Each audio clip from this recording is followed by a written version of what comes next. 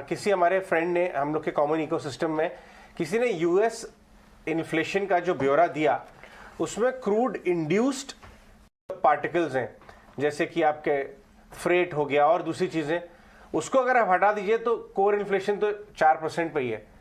लेकिन बाजार इन सब चीज़ों को इग्नोर कर रहा है और ये पीक इन्फ्लेशन शायद बनने वाला है, इस थ्योरी को भी पूरी तरह से इग्नोर कर रहा है और एक रिस्क ऑफ चल रहा है। आप कैसे देख रहे हैं चीज़ों को?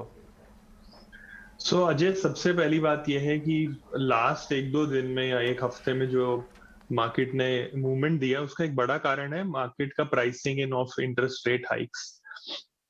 कल और परसों के अंदर अगर आप देखेंगे, हालांकि कल के अंदर आफ्टर जब यूएस इन्फ्लेशन डेटा आया, उसके अगले 24 घंटे में मार्केट जो पहले 50 बेसिस पॉइंट्स रेट हाइक की एक्सपेक्टेशन लेके बैठा था फेड से, अभी तकरीबन 95-97% प्रोबेबिलिटी जो फेड फंड फ्यूचर्स हम देखते हैं वो दिखा रहे हैं कि शायद 75 बेसिस पॉइंट रेट हाइक हो सकता है।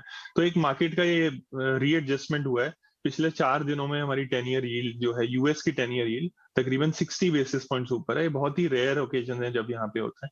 तो मुझे लगता है जो शॉर्ट टर्म मूवमेंट्स हैं, ये जो हम मार्केट में देख रहे हैं, काफी सारे फ्लोज और शॉर्ट टर्म ट्रेडिंग के द्वारा दे आर इन्फ्लुएंस्ड। इसका इन्फ्लुएंस जो है मार्केट पे काफी ज्यादा है इस समय।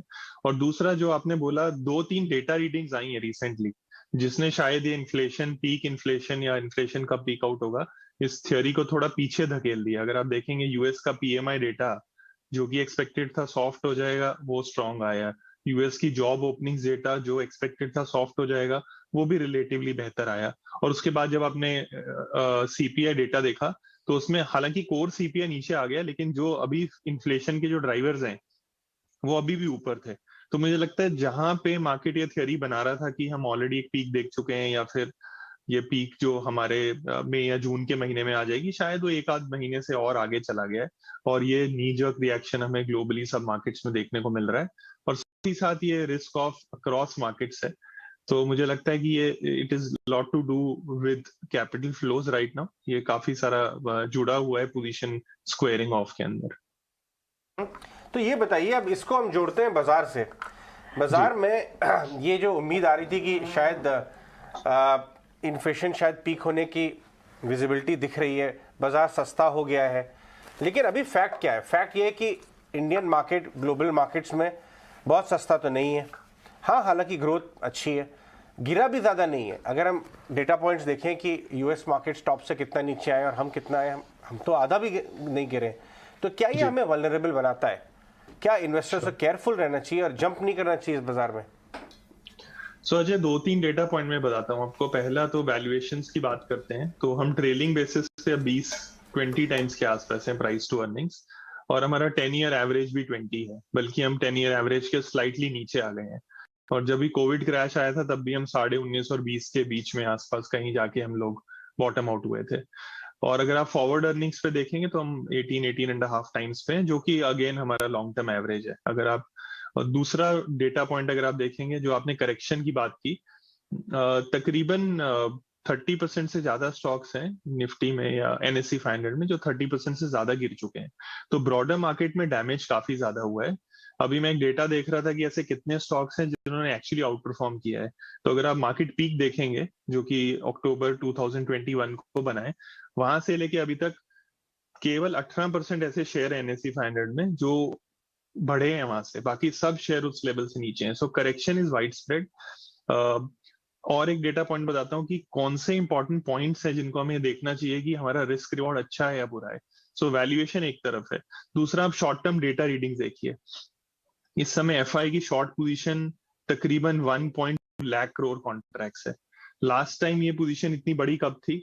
आई थिंक 7th या 8th मार्च को, जब ये रशिया यूक्रेन वॉर अपनी पीक पे थी, जब नॉइस पीक पे था। उससे पहले 23 मार्च या 24 मार्च 2020, जहां पे मार्केट बॉटम आउट हुआ है, ये पीक रीडिंग थी वहां पे। और उससे पहले अक्टूबर 2018 में। तो आप ये रीडिंग्स अगर आप देखेंगे, they are very very similar to जहां पे मार्केट अपने बॉटम बनाने की कोशिश करता है। ये सब इंडिकेटर्स एग्जैक्ट नहीं है, it's not an exact science. ये एक इंडिकेशंस हैं। अगर आपको दिखता है कि मार्केट के अंदर सेक्टर चर्न हो रहा है, जो कि मैं एक लास्ट पॉइंट में आपको बताता हूँ कि मार्केट के अंदर हम मार्जिन ऑफ सेफ्टी कैसे देखें, तो उसका एक बड़ा इंडिकेटर है कि कौन से लीडिंग सेक्टर से जो कि बैक सीट में चले गए हैं। तो आप देखेंगे लास्ट 3 महीने में दो बड़े लीडिंग सेक्टर आईटी और मेटल्स दोनों 18 और 20% डाउन है, और दो बड़े लैगार्ड्स बैंकिंग और ऑटो दोनों, बैंकिंग इज डाउन अबाउट 3%, लेकिन ऑटो इज अप 12%। तो ये लीडरशिप चेंज हो रहा है मार्केट के अंदर। तो अगर आप इन सारे डेटा पॉइंट्स को एक साथ देखेंगे और मार्केट स्ट्रक्चर को देखेंगे, तो मुझे लगता है हम एक ऐसी जगह पे हैं जहां पे इन्वेस्टर्स अगर बिलो एवरेज वैल्यूएशन या एवरेज वैल्यूएशन पे इन्वेस्ट करेंगे, तो शायद आपने अभी ये शो स्टार्ट करते ही बताया कि over a longer period they are able to earn nominal GDP plus returns. तो मुझे लगता है हम ऑलरेडी उस जगह पे आ गए हैं। और एक इंपॉर्टेंट सेगमेंट 38% बीएफएसआई हमारे मार्केट कैप का पार्ट है। इसमें से अगर आप बैंकिंग देखेंगे तकरीबन 30-31% है।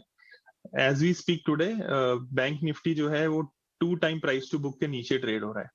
और अगर आप पिछले 20 साल का डेटा निकालेंगे, अगर आप एक निवेशक हैं और आप प्राइस टू बुक 2 टाइम्स के नीचे बैंकिंग शेयरों में लगातार निवेश करते हैं एक सिस्टमैटिक तरीके से, you and up making much more handsome return. आपके रिटर्न काफी अच्छे रहते हैं over a period of time.